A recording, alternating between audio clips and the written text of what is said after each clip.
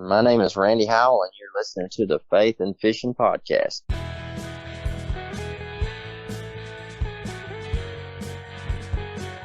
Welcome to the Faith and Fishing Podcast. I'm Cam. And I'm Robert. In every episode, we're bringing you faith stories and fishing memories from some amazing members of the fishing community. So join us as we shed a positive light on all things faith and fishing.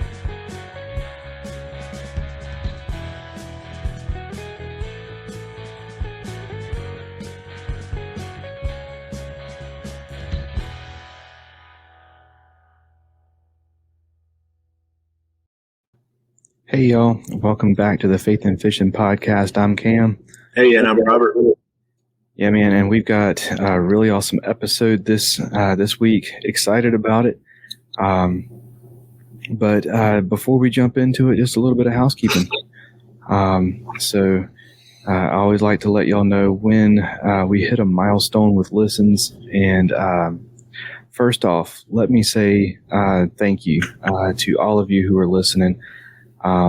I don't say it often enough. I usually say it whenever we hit a milestone or something like that. I need to say it more often, but thank you all for listening.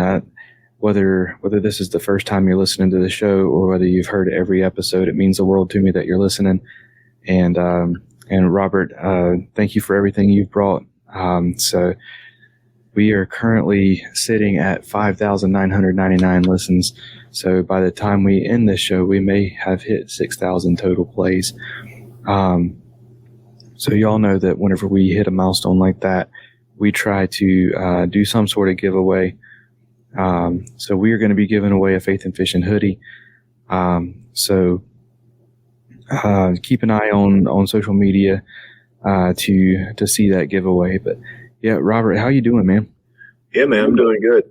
It's the middle of a new week, and temperatures went down in North Carolina this week, so that's been a little challenging, but it's feels good. It finally feels like football season, so I'm good to go. What about yourself? How are you doing? I hear you, man. I'm doing well. Also, starting to get somewhat acclimated in the new job, so that's fun.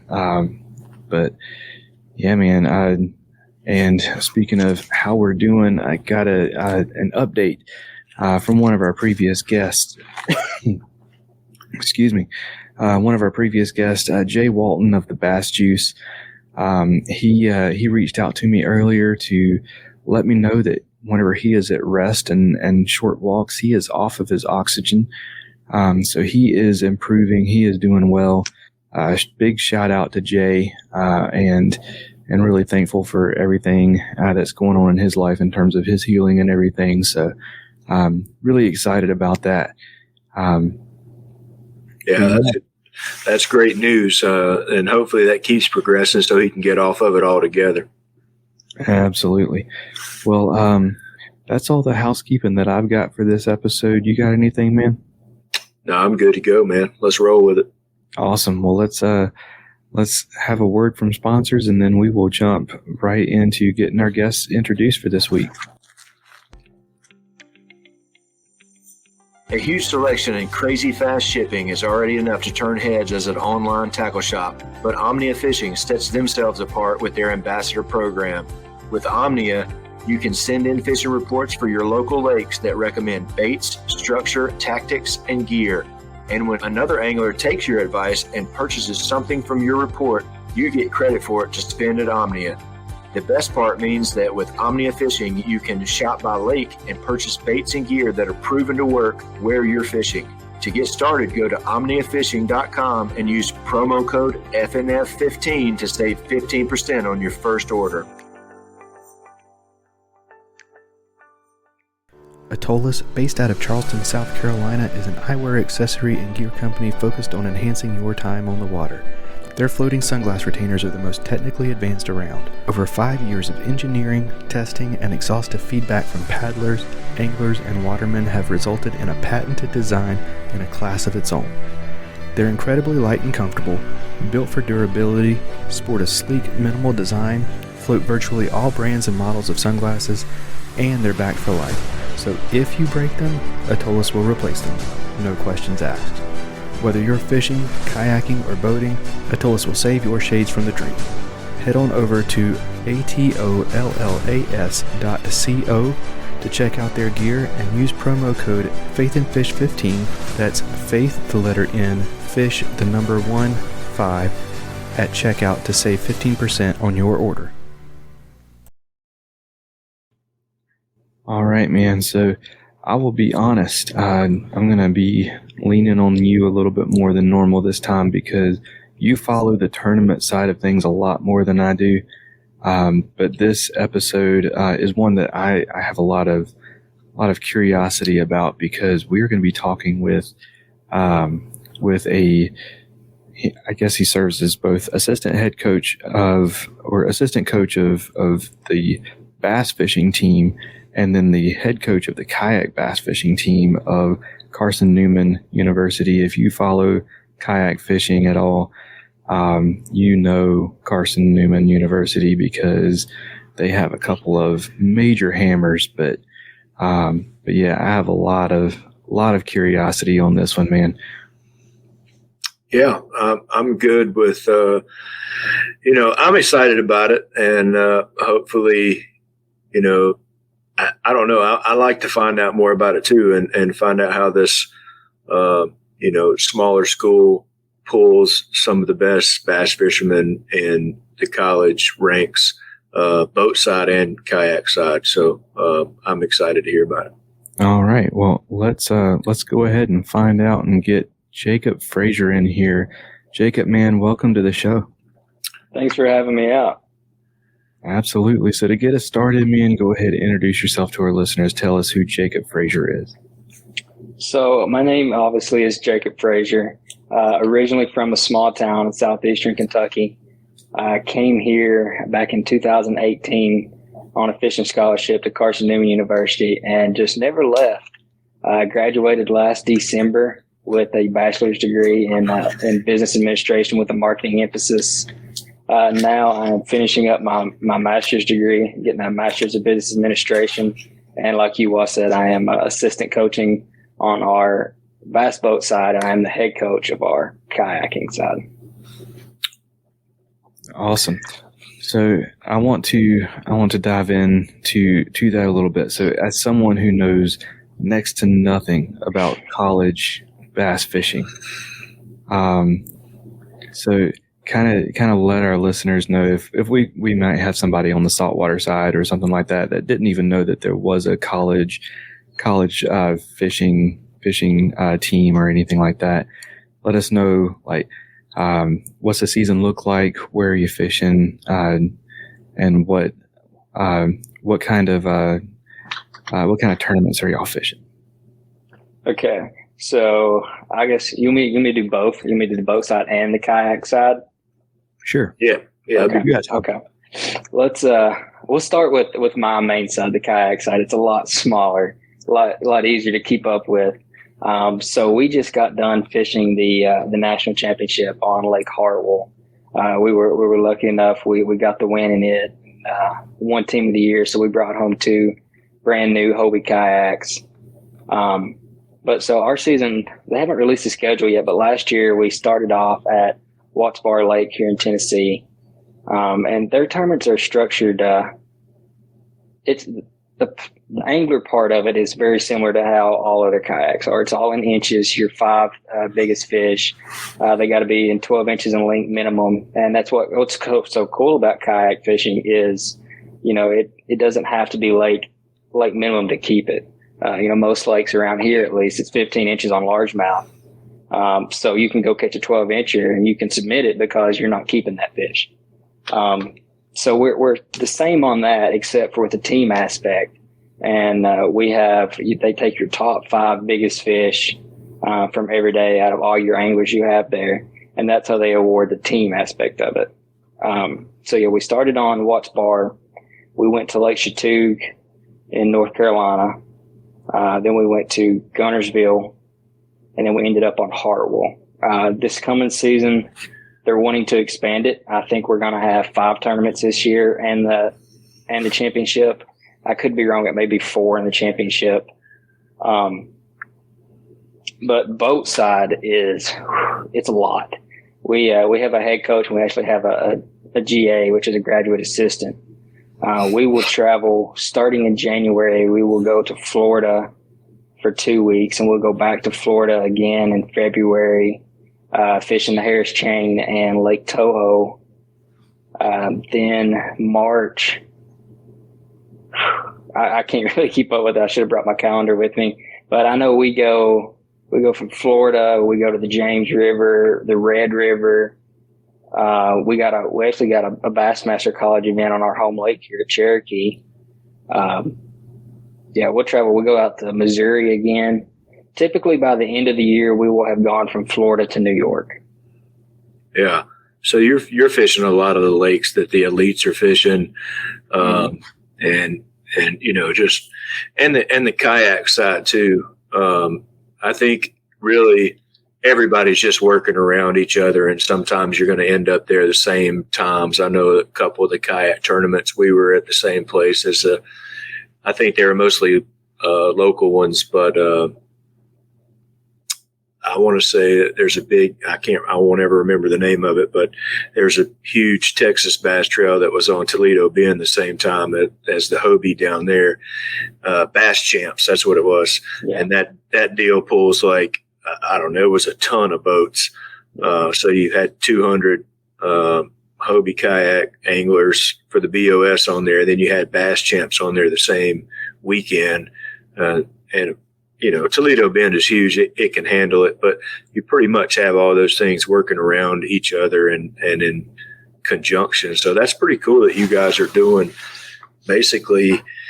And I think that's one of the draws to, getting these college guys in there is they are actually preparing them, a lot of them to move to the next level that want to pursue that. It's a big time and money commitment on that. But, some of those guys that are dominating the elites and MLF are, came through the college ranks. So that's pretty cool that you're doing the same thing and on the same lakes, as the pro guys. So. Yeah, we really try to get our guys, you got some people who, they don't want to fish for a living. And I totally understand that. Some of them just, they love fishing so much, they just want to work in the industry.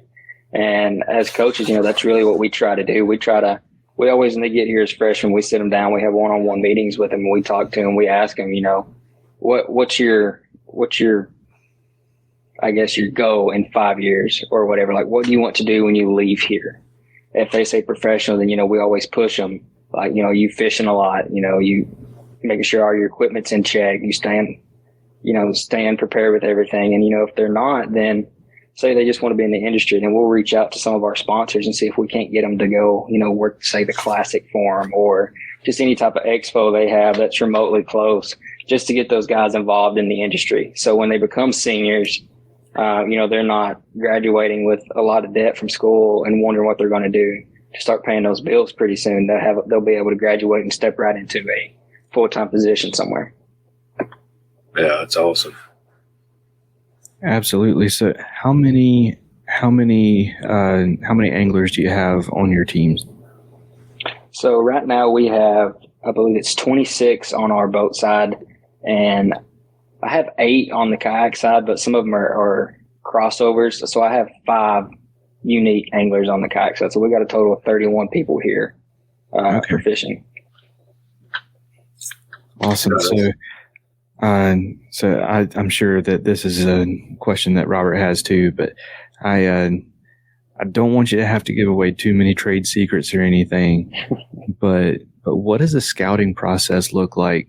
Because y'all have to not be a bigger school, one that, if it hadn't been for, Jackson or and Ewing Minor, I would have never heard of Carson-Newman University here in North Carolina. So what's the draw for like these bigger names that, and these absolute hammers that you end up with? Like, what's the scouting look like? what does the kind of pitch look like, if you're okay, saying that on the air. Yeah, don't give away any trade secrets, but no, that's no problem at all. So really, we do find a lot of kids, but a lot of kids, they find us because a lot of the especially the Bassmaster stuff, their high school tournaments are right after the college event. So we've been, fortunate enough over the years to have some really good finishes. So kids see that, and our head coaches at every event we go to. Now either he travels or I travel. We always have a coach at every event. So kids always come up to us and talk to us. So we made a lot that way. We have social media platforms. Our boat side is CN Anglers on Instagram, and I think it's Carson-Newman University Fishing or something like that on Facebook. And then I have my own social media for the kayak side. So a lot of kids will send you a message and start asking you about that. And then a lot of it is just us getting on, just get on the internet, looking at tournament results, looking and see who's leading in Tennessee, leading in Alabama in points, finding a tournament trail and going with it. And then a lot of them is referrals too. A lot of your own students that we have will go and say like, hey, I know a guy from here who's really good. You need to take a look at him. And then we'll go and look at him and get in contact with him. And a lot of kids like coming here because we are 5 minutes from Cherokee Lake and we are about 10 to 15 minutes from Douglas Lake, right off campus. We offer, I think right now we have 21 boat storages to put boats on campus.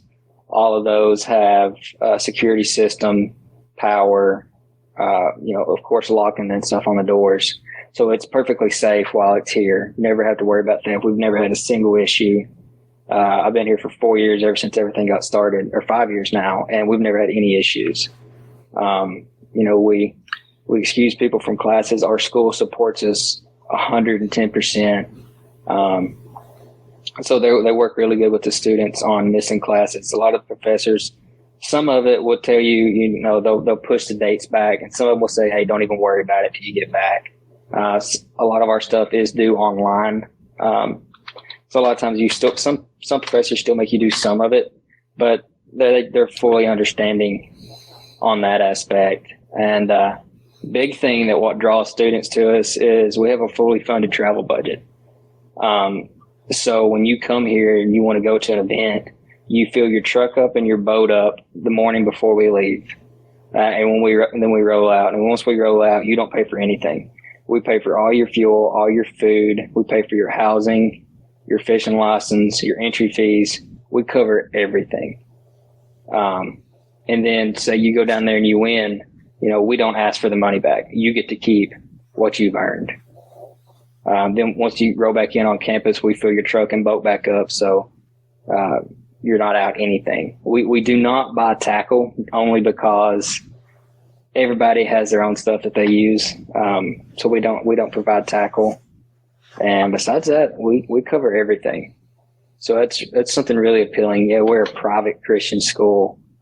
So we are a little bit more expensive than others, but when you look at, we pay for everything. And we're one of the very few schools in the country that does. It kind of balances everything out if you factor in you fish 5 or 6 tournaments a year. Yeah, that's awesome. I mean, that's a big weight off of, your college guys.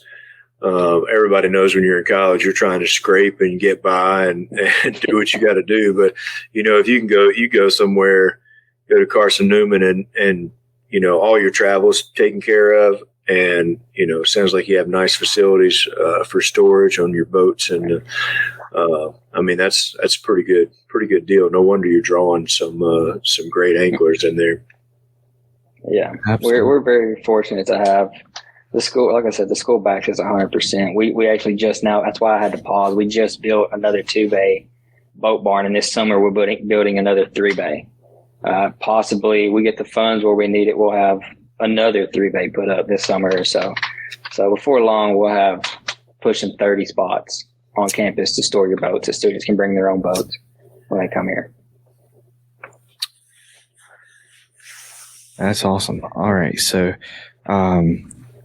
you mentioned that y'all are a Christian university. So let's dive into the faith side of things too.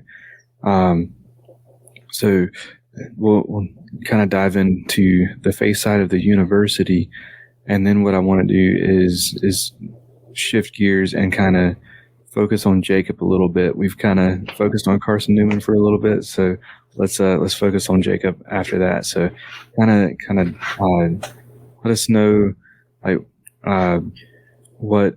So when Jackson was on the show a little while ago, he talked about one of the great things was, you know, he had this time given by the university to spend time with God and to you know, to study the Word and everything. So kind of walk us through, or not necessarily walk us through, but kind of touch on the faith aspect of the bass fishing team and what does that look like? Yeah, so, you know, we don't force religion down anybody's neck, or by no means. You know, we always pray before we eat, we pray before a meeting, we pray before we leave. And, you know, we're always open. So if guys want to come and talk to us, we will. We'll admit it. Obviously, you know, we're not perfect Christians. We mess up just like everybody else does. But a lot of the faith stuff is, you know, it's students taking it in their own hands. Like Jackson is a great example of that. You know, he wants his relationship with the Lord to grow and prosper. So he would take it in his own hands, you know, to read his Bible every day, pray every day, and, you know, and seek God.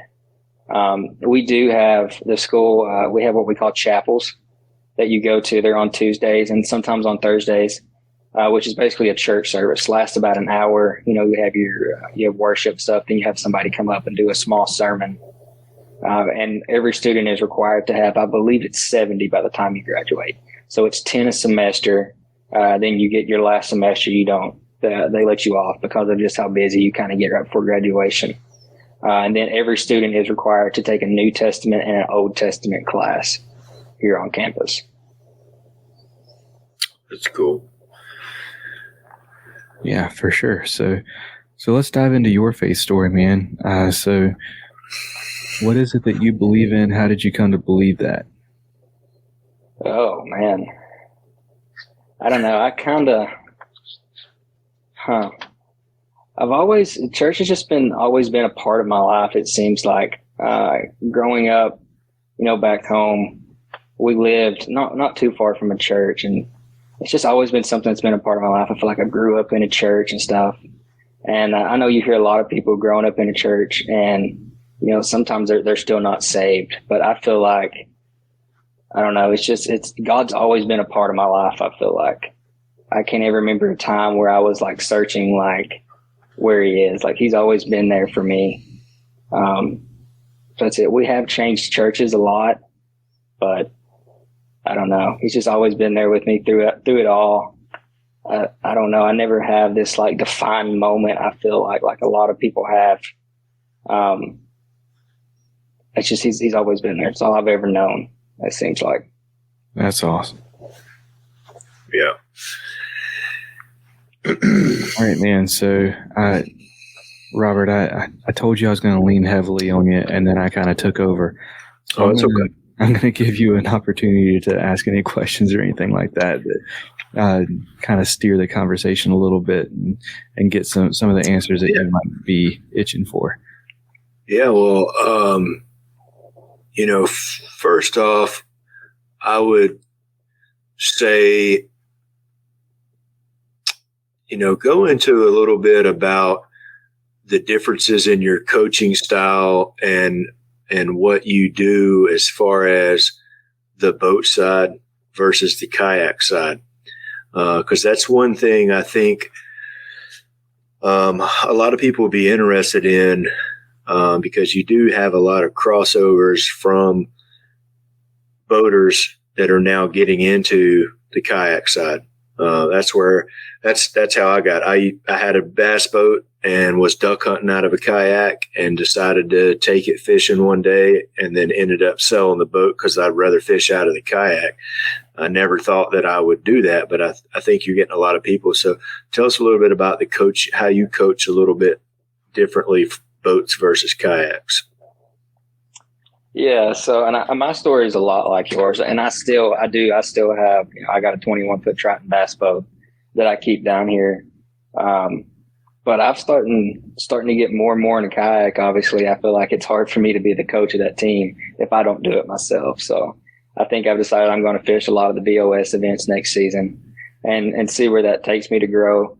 But man, when you get to this level of fishing, obviously we're just like every other college for every other sport. We do recruit kids to come here. So it's not, you can't just apply and us accept you. It's just like football and baseball and every other sport. So a lot of times when you get kids to this level, there's not much that we can teach them. We can't teach them like fishing wise. They already know just as much, if not more, than we know. There might be some stuff that we can kind of coach them along with, but for the most part, it's mentally is where we come in at. Keeping their heads in it, positive mental attitudes, what Gerald Swindle's big thing is. That's where we come in is, in coaching them kind of like a life coach somewhat, kind of getting them pointed in the right path, making sure they don't go down the wrong path and potentially mess up a lot of their life. We're there to, always be there for them and push them to become the best person that they possibly can. And really the big thing is teaching them how to not spin out on the water.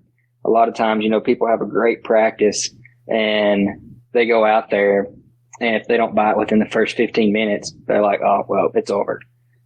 They've left. So our thing is try to teach them, you caught those fish at 12 o'clock during the day. They might not bite at 8 o'clock. Just teaching them to keep their head in it and grind it out. Kayak side is something totally new to me. I've been in a bass boat. I guess I got started around my 7th grade year. But kayak, I had never been in a kayak until I was already hired for this position. I had been a part of the program for so long, and the coach came to me and was like, hey, what do you think about coaching? I was like, yeah, I'd love to. I said, I wouldn't mind to travel and help the guys. He's like, no, I'm talking about kayak. So you could be my assistant, but I need somebody to head coach our kayak team. And I kind of looked at him and was like, I've never been in a kayak in my life, right? And he's like, yeah, I fully understand. I was like, okay. I really love the school, love the area, and I want to bring as many people in here as I can to show them and hopefully give them experience that I have. I fell in love with this place, and I don't know if I'll ever leave. But yeah, so we do have inter-squad events on both sides. That's kind of our practice. We're not making them get up at 6 o'clock in the morning and, doing lunges and all kinds of stuff to see if you can cast further or flip and stuff in the cups. We don't do any of that. We feel like at this level, if there's something you lack, you're probably out there working on it yourself. Right. And I'm not making my kayak guys wake up at 6 o'clock in the morning, getting on the elliptical and getting their legs stronger so they can be the first one pedaling out in the morning to beat everybody at their spot. But we do have inter-squad tournaments, just to keep them on the water. It's just like every other sport. You're not going to get any better by watching it and reading about it. You have to get out there and do it. So if we're not traveling, if I'm not on the road, or if we're not fishing tournament, we have our inter-squad every week, have a meeting and stuff, and we talk about stuff. And sometimes people come to you. It's mainly like their equipment that they need help with. It's never like, I don't know. It's never anything super bad. It's always like, hey, my graph's kind of acting up. Can you help me? So we come in on that aspect and fix and make sure everything is functioning properly. So when we go on the road, they don't have any issues. Gotcha. So are most of the kids who are coming in, do they have already have relationships with sponsors and everything, or is that something that you're teaching everybody how to build those relationships and everything also? A little bit of both. Like for example, Jackson coming in. Jackson already had a ton of sponsors. Right. I don't think Ewing really had that many coming in, but here in the past 2 years, he's been arguably one of the biggest names in kayak fishing. I think after the TOC, his total's up to probably over 60 grand in the past 2 years out of a kayak. It's absolutely ridiculous. But we do help them if there's, if they want stuff, we'll sit down with them, especially because with our sponsors, they always let us get our students involved and work in the Bassmaster Classics. And we work the East Tennessee Fishing Expo. the Pittman Creek show. We do stuff like that. So if we have people who's really want sponsorship, we'll have them come in and sit down, and we'll help them. We'll get a resume and stuff set up, a very professional looking resume that they can take out and show to these people. And me and Hunter both, we have our own connections through different people and different sides of things. So if they're wanting their own sponsorship, we can kind of help put them out there in the industry and help. Hunter's a lot better at it than I am. He's fishing on 9 opens. So he's got his contact book's a lot larger than mine. But yeah. For sure. Yeah. The other thing I was going to ask about, and you may have some insight on this, but there may be some other either collegiate anglers listening or possibly some program directors. How hard was that to start the kayak side, the kayak team, when you guys had the boats already? Was that a pretty seamless transition? Was that hard to start that? And did you just grab a couple of the boat guys that kayak fish too? Did you go out and seek some just kayak guys? Kind of how did that take place, and how hard was that to add that kayak side? Yeah, so when it all first started, I guess this was the inaugural season of it all. You had, we didn't have anybody who had, I guess we didn't bring nobody in specifically for kayak. We brought Jackson in. Well, he was a fantastic fisherman. Just so happened he was really good in the kayak. And we had heard through the grapevine that there may have been maybe a kayak series starting. So for the first 2 events, we kind of took, Ewing and Jackson. We had another guy who graduated the same year I did. His name was Josh Rouse. He had a kayak. And then one of the other guys, I believe AJ with Hobie, let him borrow one of his kayaks.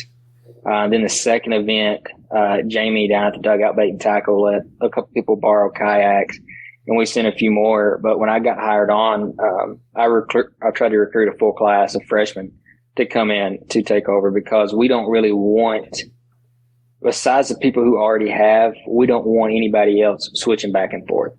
Gotcha. We're a separate department. Everything, our budgets and stuff are completely different. So if they're going back and forth, then it's like, well, I owe you this much because he's fishing the tournament on your side. And he's like, well, I owe you this much because, it's just something that we don't really want to get into. So now we have 4 or 5, we have 4 freshmen. We did have one of the guys on the boat team who actually, it ain't like he fully quit, but he's a senior, and he's sold his boat and bought a brand new PA. I think it's a 14 360, maybe a 12 360. And he basically said, I don't want to boat fish anymore. He said, I don't want to be a co-angler. I just want to kayak fish. Yeah. So I was like, all right, I'm more than happy to have you. Come on. Yeah, it is. I think a lot of people, once they try it, they don't realize how different that it is. And I mean, it's just, you're still bass fishing. That part of it's the same, but I don't know. It's just something about being on the water. To me, it's night and day difference when you're on the water like that versus standing up. And there are sometimes I do miss standing up just to casting angles and boat position and stuff like that. But, what else was I going to ask? Yeah, so you guys deal with AJ some, and then was Steve Owens, you guys, the tournament director for? I thought so. Yeah, so he was on what, Cam? Maybe like 6 weeks ago, something like that. Something like that. We had Steve on, and a great guy, great tournament director, and so. And I don't know if you know this or not, but do you have any feeling on how big of a jump next year? Like, how many more have you heard through the grapevine? How many more colleges are going to be fielding a few guys in the kayak side? Yeah, I have heard. I know of, I think 3 more schools who are looking to get in, which isn't a crazy step, but like these events are obviously they're in the spring semester of our school year. So a lot of other schools, they haven't had time to recruit yet. So they may have just now saw it last semester and be like, okay, that's something that we would love to expand on. So then they're going to recruit, this whole semester to hopefully in the fall get some more. I know of 3 or 4, and a couple of the schools who are already doing it are looking at expanding and sending more and more and more people. I know Auburn is sponsored by Native, and I have heard that they're going to start looking at sending a lot more people to a lot more events. Yeah, I figured that was going to be the case just with the way the kayak, the Hobie BOS has exploded this year, and a lot of them were selling out. All of them were selling out until you got to the end of the year pretty much. But I figured that, once that collegiate side gets some traction, that it's going to see, it still may be 2 or 3 years down the road, but it's going to explode as well, just because I think the cost of entry is going to meet up a whole lot better for high school students that want to get into that college level. And, that's another thing that I would like to see happen is, at these Hobie collegiate events, even having a 2-tier system where you have all the college guys, but then you may have, a high school side of it too, which, there's a lot of probably logistics and legalities as far as having minors out there. You would have to have some kind of guardian or something with them. I don't know how that would work, but I would love to see if somebody could figure out how to do the collegiate side and then also have a high school division as kind of a feeder system into that, kind of the same way the high school boat side does, for the collegiate boat side. Yeah, I had. It's funny you mentioned that. I was on the phone with Mr. Dwayne Wally earlier over at Attorney X, and was talking to him about how me and the coach at Campbellsville have kind of been talking back and forth about wanting to start a high school kayak fishing thing. Not because, it would help us tremendously recruiting wise, because it's hard to convince a kid who's fished an $80,000 bass boat his whole life to come fish at my college out of a plastic boat. Yeah. It's a very, very hard sell to do. So, we would love to have a feeder program, but I just think it's a way to get a lot more kids involved. You don't have to go out there and buy let's just say even a $20,000 bass boat. You can go out there and buy a $1,000 or less kayak off of somebody, buy you some rods, couple tackle boxes full of stuff, and you can go out there and you can compete. It's just introducing more kids to the outdoors, getting them on the water. And if you all know just as much as I do, if you get into fishing, you don't have money to worry about getting hooked on drugs or alcohol or anything else. You have nothing. You have enough money to buy your fuel to get to the lake, to pay a launch fee, fish a tournament, and then that's it. Hopefully you do good, or you're eating ramen noodle and bologna sandwiches next week. That's right. Yeah, you got it. They hit the nail on the head with that one. Absolutely. Yeah. So, just a question I'm sure that you've had to, or somebody has whenever they pitch the kayak fishing team to the, athletics director and everything. So you were talking about, wishing that there was a high school league to kind of feed the college side.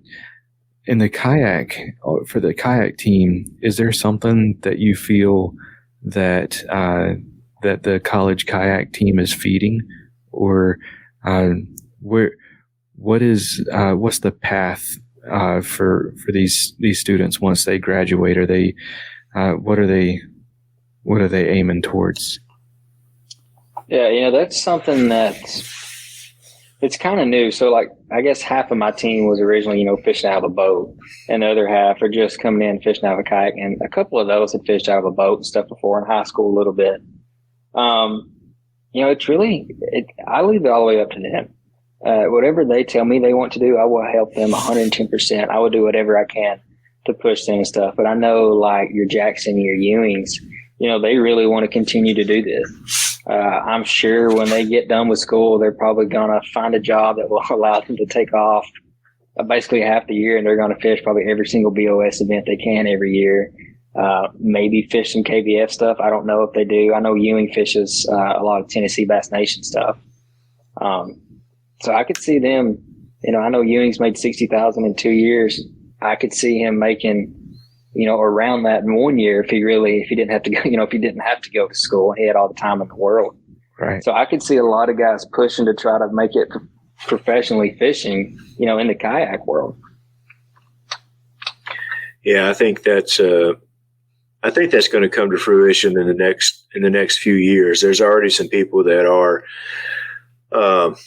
making a good run at that, and by the time you combine your sponsor income and the different revenue streams they have coming in on top of the tournament winnings, there's a few people that are making a good run at that right now, and I think that it's only going to keep getting better with bigger payouts, and as this keeps growing, because it's still tiny, I think, compared to what its potential is and what it's going to be. So, I can't, every day I wish I was younger than what I am, because I want to see this. I want to see people, I want to see a circuit with the top 50 people on it, and, see them go head to head and, figure out the logistics of getting a camera and feeds on all these things. Because if you think, turning on MLF or the elites and you're sitting there and you're watching that, and I love to watch it. But if you think that's exciting, man, you ought to see some of the stuff that happens in these kayaks, and just to be, go back and forth between a couple of guys that are in the lead. And I think just with the increased bandwidth of cell phones, and somebody's going to figure out how to get cameras.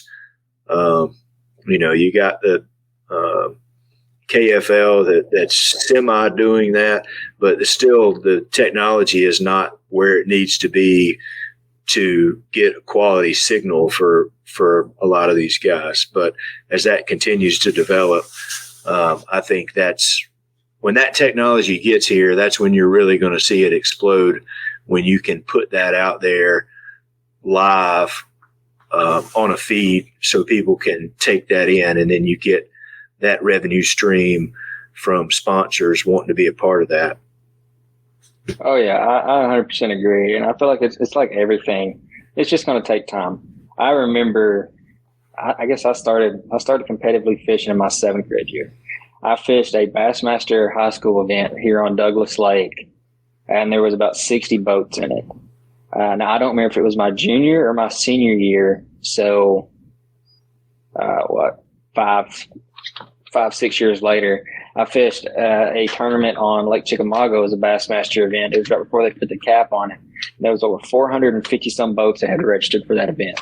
Yeah. Not all of them showed up, thank God, but there was. There's still a lot. And just to watch it grow right there before my eyes, and then knowing how fast those events sell out nowadays. Like for our college events, if you're not sitting there with a computer as soon as you can, you're not getting in. You're going to get put on a wait list, and hopefully that, somebody doesn't make it and you get the phone call at the last second to come make it. And I think kayak fishing is going to be the same way.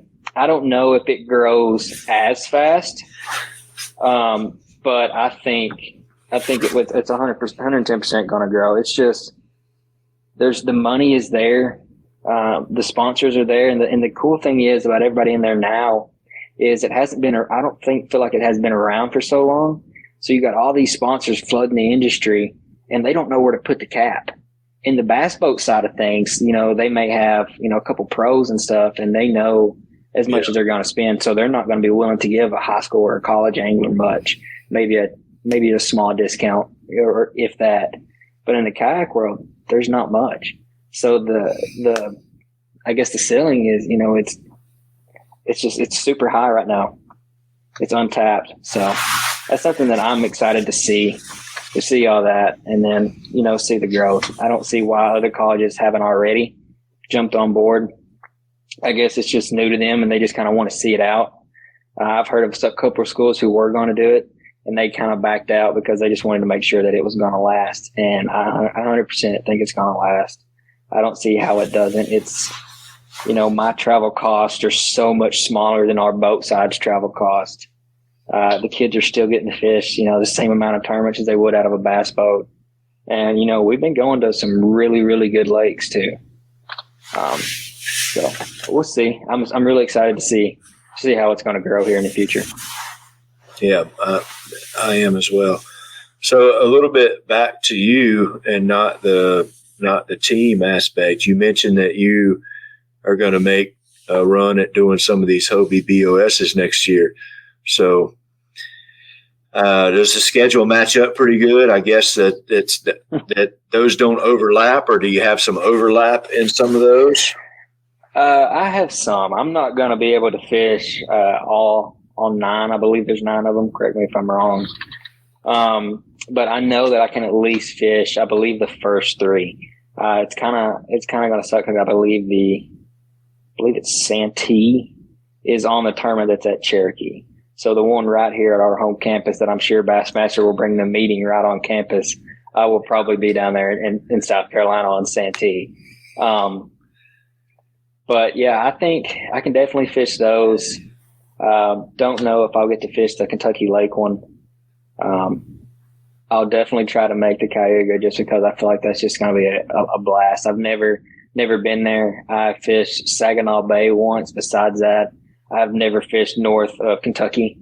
So I really want to go to there. And I have been whitewater rafting on the New River in West Virginia, but I've never never fished it. I heard it is phenomenal. And honestly, I'm kind of scared to death. I saw some really big rapids that I was kind of scared going down in a giant raft full of 10 or 12 people. Hopefully I don't find those in a Hobie kayak when I go there. But, I'm sure I'm super. Yeah, I'm sure they'll do a good job of outlining those areas. I know that was one thing I was pretty impressed with. There was a lot of people that put a lot of posts out about the Susquehanna and, what to watch out here, and here. And that really helped me kind of be a little bit more confident on where I'm putting in and taking out and getting from A to B without exactly what you said, going down something that that I couldn't recover from. So I'm sure that there'll be some people to put out some information like that to help keep people safe. So yeah, that's pretty exciting. And there's a few of those that are within 3 or 4 hour drive from me. So I'll probably try to hit a few of those as well. I'm going to concentrate a lot more on our local stuff next year, hopefully, and then reach out and maybe hit 2 or 3 early. And then if I do better than I did this year, I may add 1 or 2 just to see. But my main goal is really just, to try to make that TLC.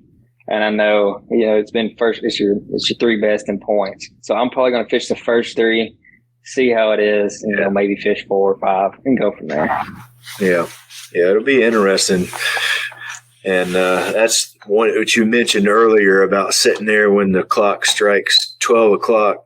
You better be sitting there on those or you won't get in because they're going to sell out fast, the same as they did this past year. So it'd definitely be interesting. Yeah, I'm excited for it. Something completely new to me. I'd just been kind of tossing the idea around. And then our controller at the school, I'm really good friends with our controller. He looked at me and asked me, he's like, so you really want to do it? And I was like, I'm kind of thinking about it. He's like, well, if you do it, I'll do it with you. And I was like, Can I have somebody to travel with me, split the cost with me? I'll give it a run. We'll see how it goes. Yeah, that makes it fun too. Yeah, it is. We're pretty good friends. He's a little bit older than I am, but we're fairly close in age, share a lot of the similar stuff. He fished when he was here. He was one of the founding fathers of the program. Big outdoorsman, loves to hunt and stuff, and so do I. So we get along really, really well. Cool. Well, Jacob, there are a couple questions that we ask every guest that comes on, and it is just now hitting me that we did not do this with Alex last week, but I'll have to make sure that we do that next time he comes on. But I always love to ask this question because we get so many different and awesome answers. But what fishing story or memory means the most to you? Oh man.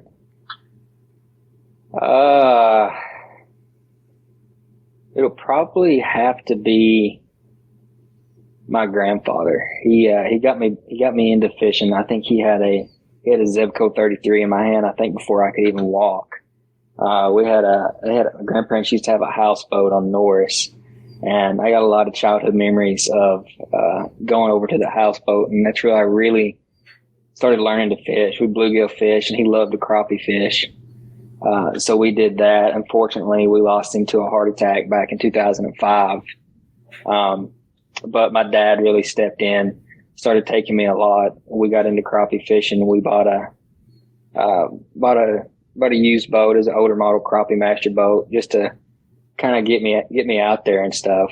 So I guess I don't know if I really have a defined memory. It was just, I was so young back then. I was born in 2000, so I was 5 and younger when we did that. So I just remember bits and pieces of it all. Right. But I think it would have to be him for getting me introduced to this sport that I really don't think I could live without. Absolutely, man. Robert, you want to take the next one? You know what? I'm drawing a blank on these two questions. That's what I was scrolling, trying to find it. I know you sent it to me, but you're going to have to roll with it. All right. Yeah, so whenever you're out fishing with somebody, man, what are you typically talking about? What's your conversation centered around?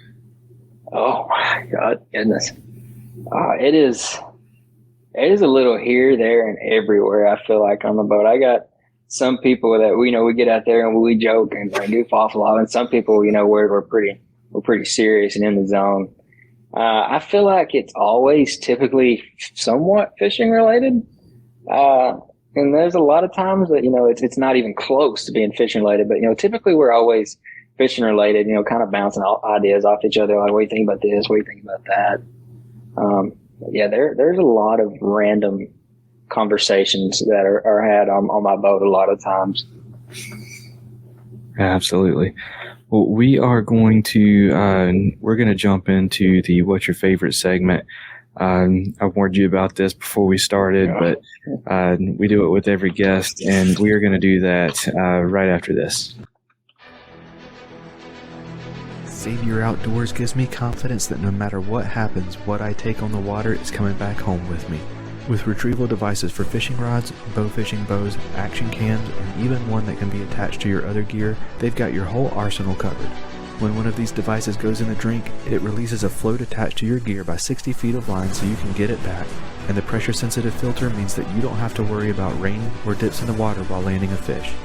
At SaviorOutdoors.com, that's SAVUR Outdoors.com, you can use promo code FNFP15 to save 15% and try them for yourself.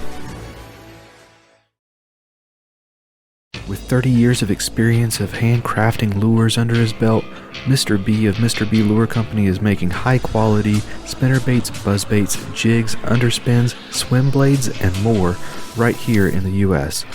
All of his skirts are hand-tied, and all of his baits feature a baked-on powder paint, all metal components, and only Owner and Gamakatsu hooks. All of his baits come in a variety of colors, and if you purchase a bait in the Battle Shad color, 30% of the proceeds go to the Wounded Warrior Project. To see the quality for yourself, go to MrBLureCompany.com, that's MRBLureCompany.com, to place your order and use promo code FAITHPOD1X10 at checkout to save 10% on your first order.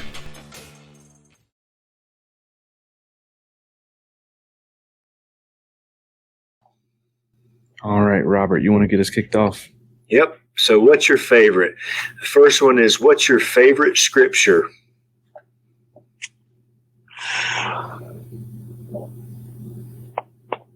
We're talking about favorite book or favorite verse?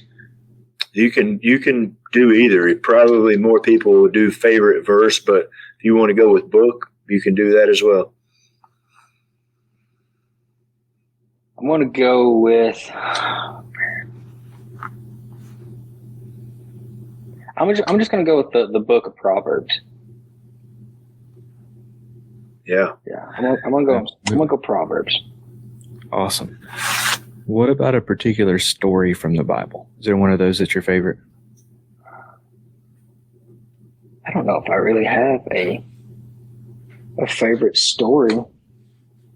If I do, I haven't really. I don't know. I guess I don't really have a particular favorite. I guess. That's cool. Well, what about favorite fish to catch? Oh man, it's gotta have to be a smallmouth.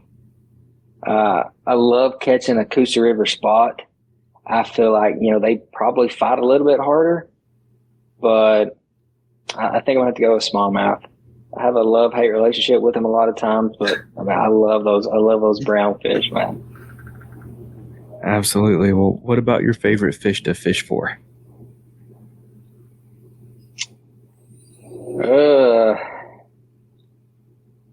Can it still be the same thing? Can it be a smallmouth as well? Yeah. I love throwing a shallow crankbait and jerkbait, catching smallmouth. It's so fun. I feel like they're going to rip the rod out of your hand. It doesn't get no better for me. Yeah. The next one can be the same one too if you want it to. It's your favorite fish to eat. Okay, that is. I can't do a smallmouth on that one. I mean, they got to be 18 inches out here a lot of time. An 18-inch smallmouth is a very old fish. I'm gonna have to go crappie. Crappie's probably my favorite, with walleye coming in as a very, very close second. Absolutely. Yeah. Two good choices. Absolutely. How do you like your crappie cooked? So I've never really experimented like really far out there. We always, so for Memorial Day, me, my dad, and my uncle, sometimes my mom and brother, we'd always take a trip to Alabama for the longest time, go down to Weiss Lake, and we would crappie fish. We would either get a guide or we would take our own boat. And every year, Memorial Day, that's what we had. My whole family got together. I have a really large family. We'd always get together at somebody's house, and we would fry fish. So we would, I think we got our mixer from Bass Pro, and you put your crappie fillets on top. And we always used Zatarain's fish fry and put Zatarain's in the bottom and shook it up and then put it in basically a deep fryer out back. And then when they floated up, you just took them off and you just kept it going. That's probably my favorite way to eat them.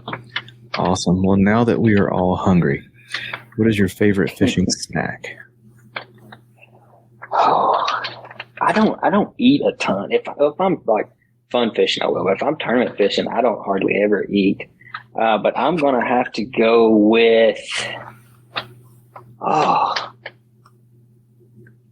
it's so close. I got a top three, I guess. I got your pack of nabs, your crackers, that fruit snacks, or some type of Little Debbie. Really big oatmeal cream pie fan.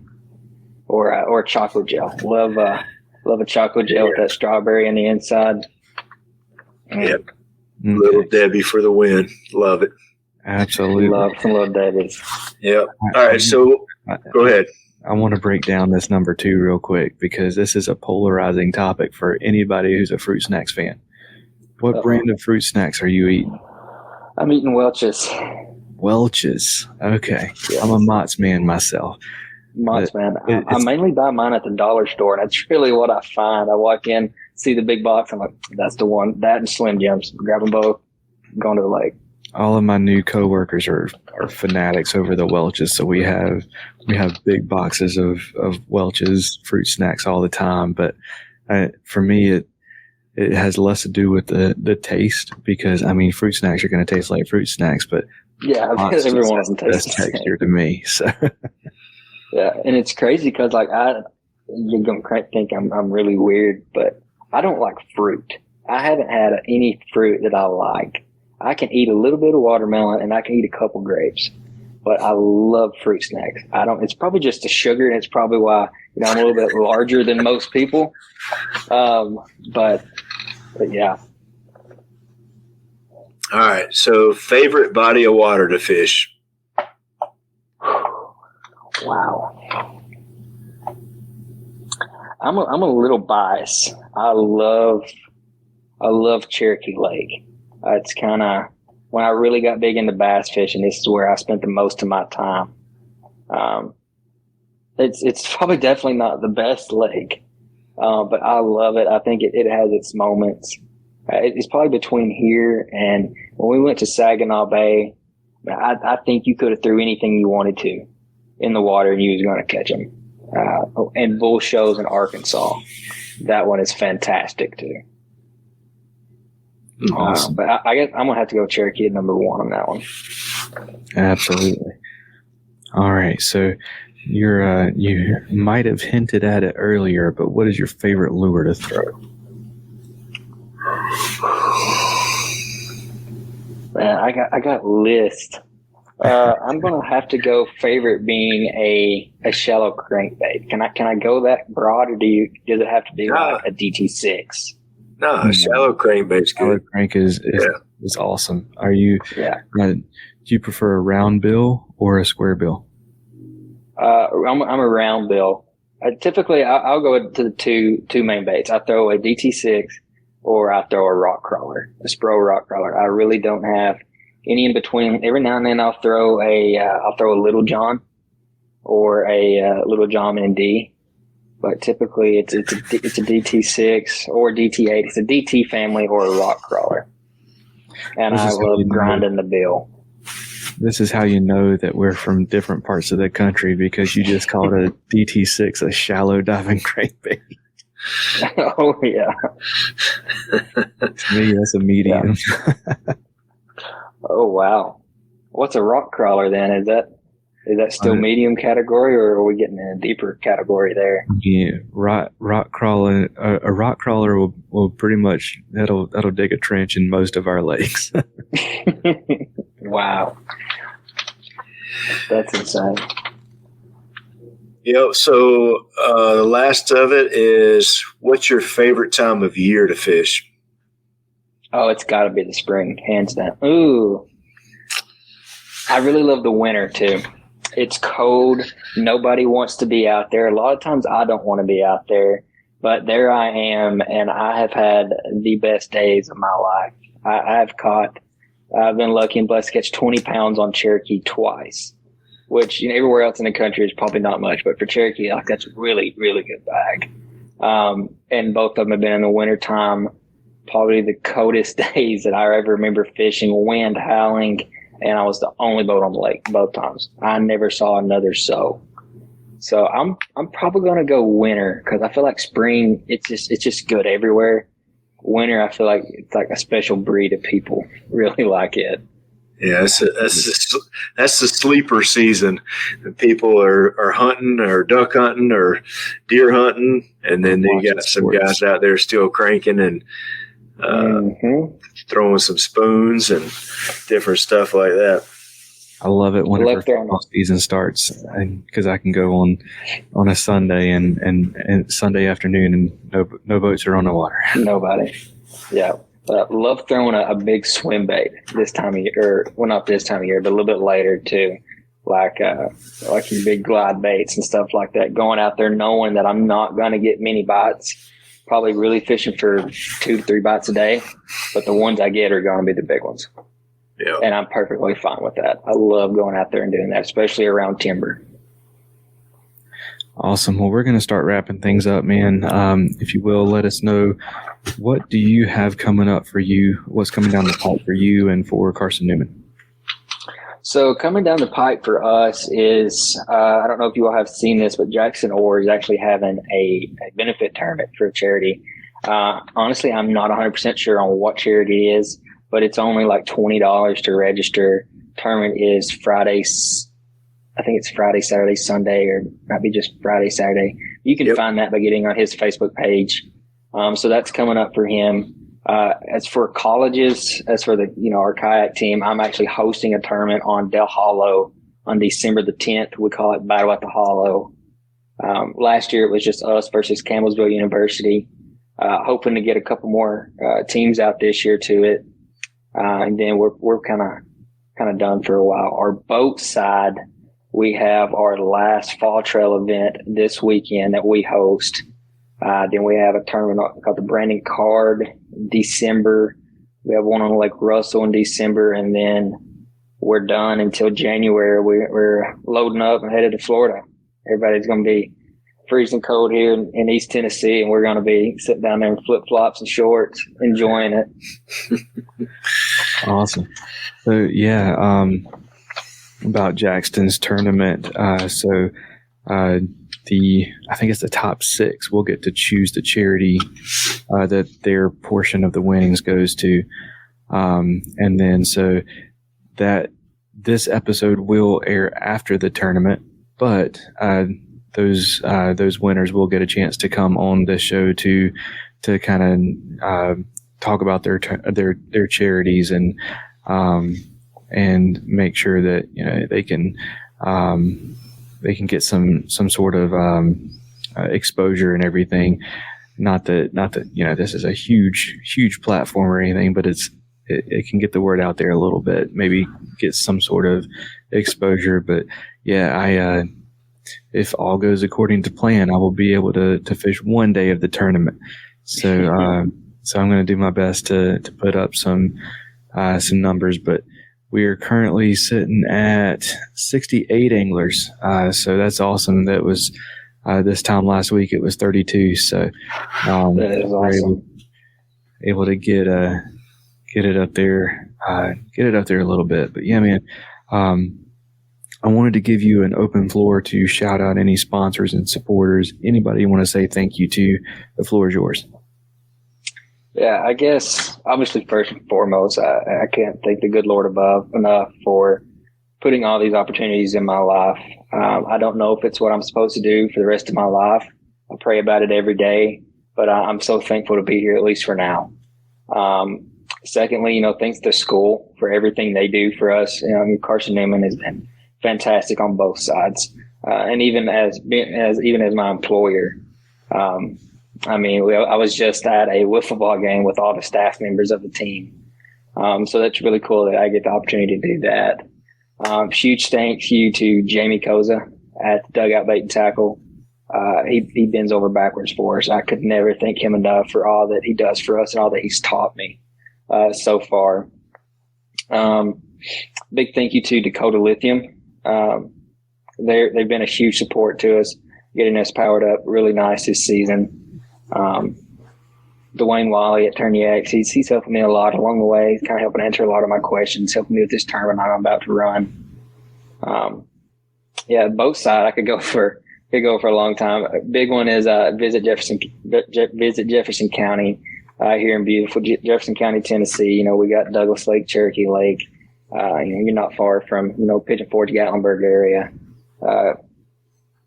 It's Extended Automotive. They always give us a vehicle to take when we travel on these trips, so I'm not eating the miles off my own personal vehicle, which is a great thing to have.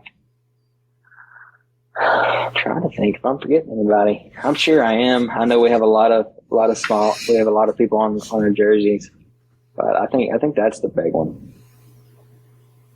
Awesome. And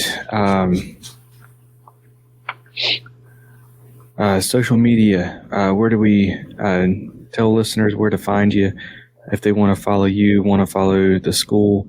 You mentioned that that the school had the bass fishing team for the school has social media. Let us know where we can get up with you. Yeah, 100%. Just realized I forgot Seaguard Line, which is probably our biggest sponsor. I don't know how I left that one off. But if you want to get up with me, I have Instagram, I have Facebook. You could also search the Carson-Newman's website. You'll find me. I have the email address, stuff on there.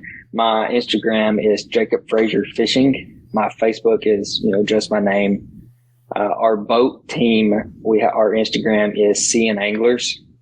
Our Facebook page is Carson-Newman University Fishing Team, I believe. And then my kayak stuff is, I believe it's Seeing Kayak Anglers. It's sad that I'm saying, I believe, but I'm about sure that it's Seeing Kayak Anglers.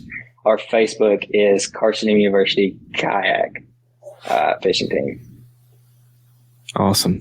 Well, Jacob, man, thank you so much for coming on the show. I've really enjoyed it, and I've learned a lot. But I tell you, man, I really wish there was something like this whenever I was in school. I mean, I don't think it would have kept me in a 4-year university, but hey, if you still got eligibility, then if you want to come back, we got scholarships we offer. I can offer you a scholarship. You can come out and travel around and fish with us. Be a great time. Yeah, I don't know that the team I'd really fit in as a 35-year-old on the team.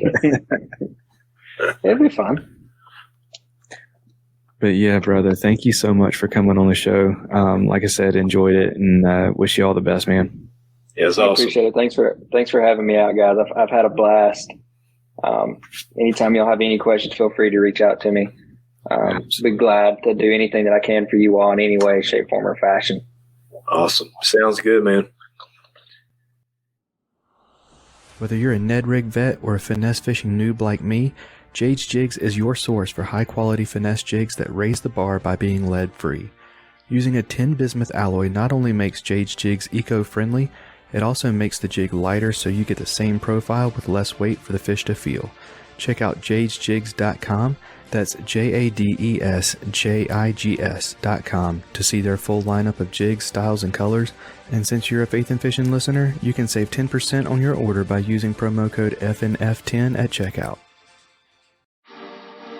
Get Outdoors Pedal and Paddle in Greensboro, North Carolina offers a wide range of products and services designed to help protect the environment and enhance the time people spend enjoying the outdoors. With an expansive year-round inventory of kayaks, SUPs, bikes, kayak fishing accessories, paddling clothing, biking accessories, and more, Get Outdoors has established itself as one of the top paddle sports and biking shops in the Southeast. They also offer a wide range of kayak safety and technique courses to get you comfortable in your new boat. They'll even get it rigged up for you. Stop by the shop in Greensboro, North Carolina, or check them out at shopgetoutdoors.com.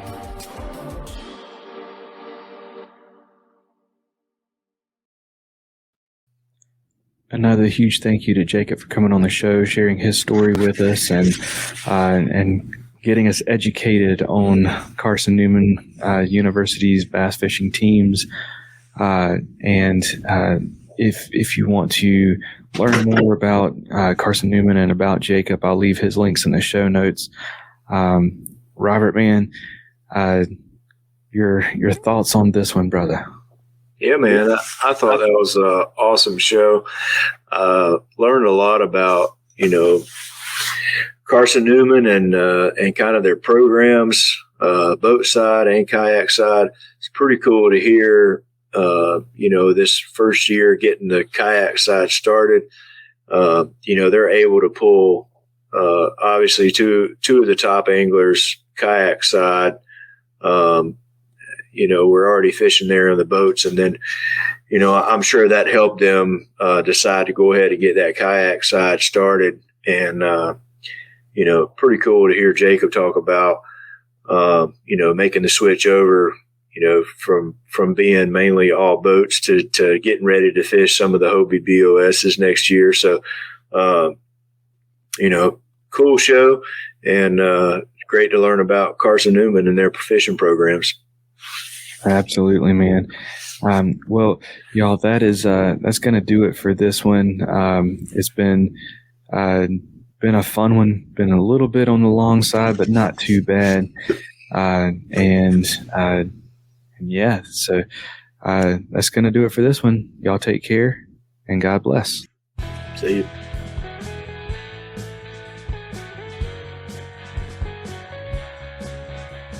Thank you for listening to the Faith and Fishing podcast.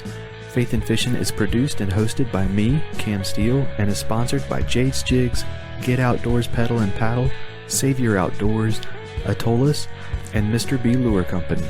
Be sure to give us a rating and a review and to subscribe wherever you listen to podcasts. That's going to do it for this episode. Y'all take care and God bless.